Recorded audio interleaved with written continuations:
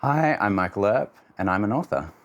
My new book is Everything Under the Moon, Fairy Tales in a Queerer Light. It's an anthology of 12 queer retellings, and it's from Affirm Press.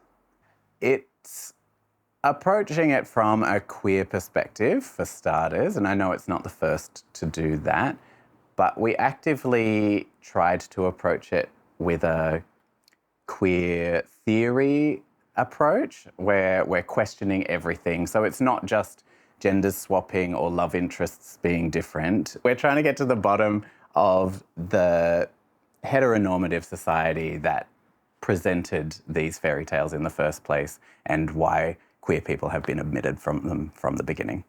So, for example, the Rapunzel retelling by Amy Kaufman and Megan Spooner is set in space, for starters, but not only is it a bit sapphic in the romance plot, but also it really questions whether you want to be rescued at all. Like, who is doing the rescuing and why? And does the person being rescued actually want that?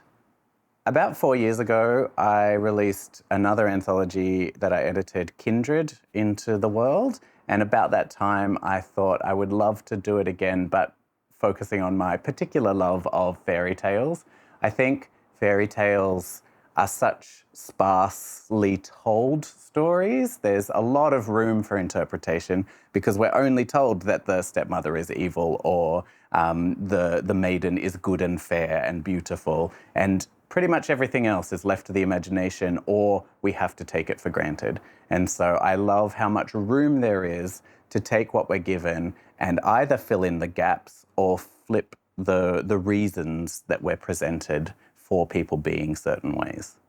I've always wanted to retell fairy tales myself, and I probably could have done an entire anthology of just my retellings, but I didn't think that would be as interesting as getting lots of diverse voices telling their own perspectives on this. So I really had a lot of fun with my own story. I took a lesser known fairy tale, Donkey Skin is the one that I adapted, and it's pretty messed up, but I turned it into a meet cute in a club in could be Melbourne. So I had a lot of fun with that.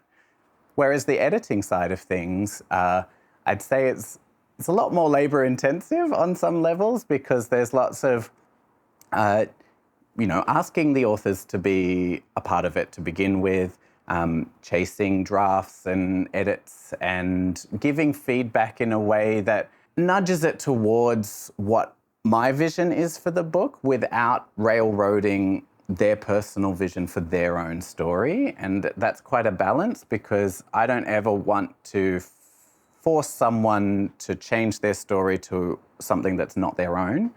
But it is a matter of trying to juggle it into something that feels cohesive as well. I've learned so much from editing people and recognizing things that they do really well that I would like to try and emulate, not copy, but just techniques in approaching sentence structure or overall structure. Every piece that I edit, I feel betters me as a writer as well. I started with a giant wish list, as you do, as if I was going shopping and if I could have any author I wanted, who would I include? And it was very, very long and also, very ambitious. I then either, if I had a personal contact with them already, I just asked them up front. In fact, I think it's worth noting that Lily Wilkinson and Gary Lonsborough wrote their story for me before we had a contract, so I could use their stories as part of the pitch, which was incredibly generous of them to be like, write me a story with no promise of money, but we got there in the end. And then it really is trying to make it as a diverse representation as possible. I know with any book, you're never going to get everyone represented. I know that from the outset, but you can try your hardest to include as many different voices as possible. So it really was a matter of approaching particular people because they had something different to say than just making it everyone who, hangs out together at the same coffee shop, perhaps. First and foremost, it is for teenagers. We've put an age of 14 plus on the book, but I also strongly believe in the plus. I think adults will get just as much out of it as teens would. Anyone who loves fairy tales and adaptations is going to enjoy it for very different reasons. But having that representation for teenagers at a time when they're trying to figure themselves out, trying to figure the world out, I think that's vital to have different people reflected back.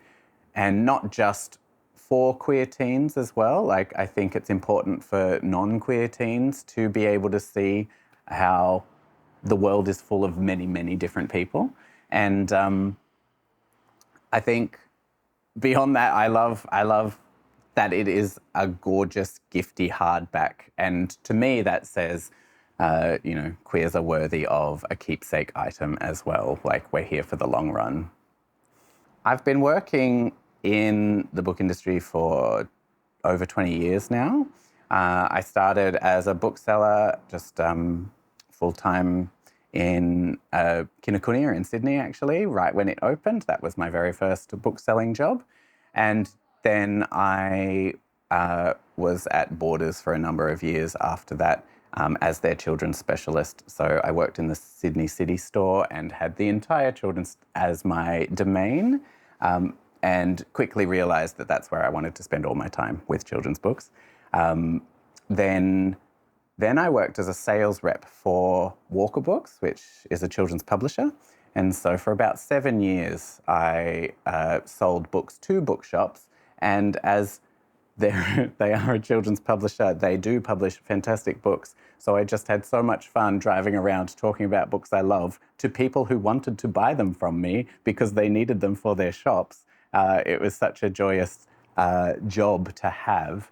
But then I moved back to bookselling, and I managed the younger son in Yarraville, and then moved to the little book room in Fitzroy North and was the manager there for about 5 years, and absolutely loved just immersing myself in all forms of children's books and how they are received by the end user. And now I've gone back to repping, and I'm repping for Affirm Press, and it's very surreal selling in my own book. That was not foreseen. I had signed the book with Affirm long before I joined them as part of their sales team. I think the best bits of book selling is finding the right recommendation for the right person. But I think it's a little bit further than that. It's when they come back to you specifically and say, I read this on your recommendation, I loved it, what else can you give me? And from then on, they're yours, and you can just put anything in their hand and they will buy it without question. I love that so much. Just being able to share my passion of books, because basically if I could, I just would talk about books all day, every day, and gush over the ones that I love. And that's basically what book selling is. I mean, there's a little bit of admin around that, but just a little. But I do love that interaction with people who are looking for something to read. When it comes to the publishing side and the repping, I love being part of what builds the buzz, because these are books that very few people have heard about at the point that I'm selling them in. So it's my job to start getting booksellers excited so that then that excitement can pass on to the readers. And when you're selling in something that you just adore, and you get to go to bookstores all over the city and just be like, you need this. This is the one that will just be incredible, or fill that gap or change someone's life. I think that it's just, I mean, it's a bit more of a vocation that happens to pay the bills. I very recently read The Spider and Her Demons by Sydney Koo, a young adult fantasy set in Sydney from the perspective of a teenage spider demon.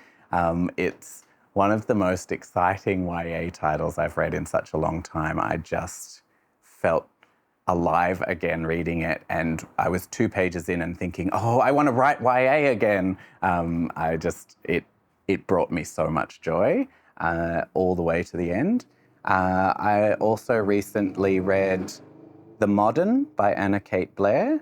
I found that beautifully told, and I'll admit, I mean, I have 20 years of children's book selling. I don't often read grown-up books for grown-ups, but I found that a really interesting exploration of what I like to describe as sad girl overthinks marriage and art, and I quite enjoyed that. And currently I just started a debut that Affirm are publishing in February next year called Tidelines by Sarah Sasson. And it's set in Sydney in the early 2000s. And it's a beautiful, poetic coming-of-age novel that sort of deals with ambiguous loss and grief when you've lost someone very close to you. And so I'm only a few chapters into that, but very much enjoying it. I've been working on a memoir for the last year and a half, and I really hope that I get to the end of my first draft sometime soon. As I've just said, I'm really keen to get back to my YA manuscripts that are waiting patiently for me, but I am really excited to get this memoir project done. It's quite different for me, and I feel like it's something that needs to be out there in the world too, because it's something that I cannot see on the shelves. Looking at domestic abuse from the perspective of someone who has not experienced physical or sexual violence, and so how to identify it when it's a lot more ambiguous. So yeah, that's a little bit different. And then I've also got another anthology coming out next year, but I'm not officially allowed to be talking about that yet, so you'll have to wait for more news on that. Thank you so much for having me.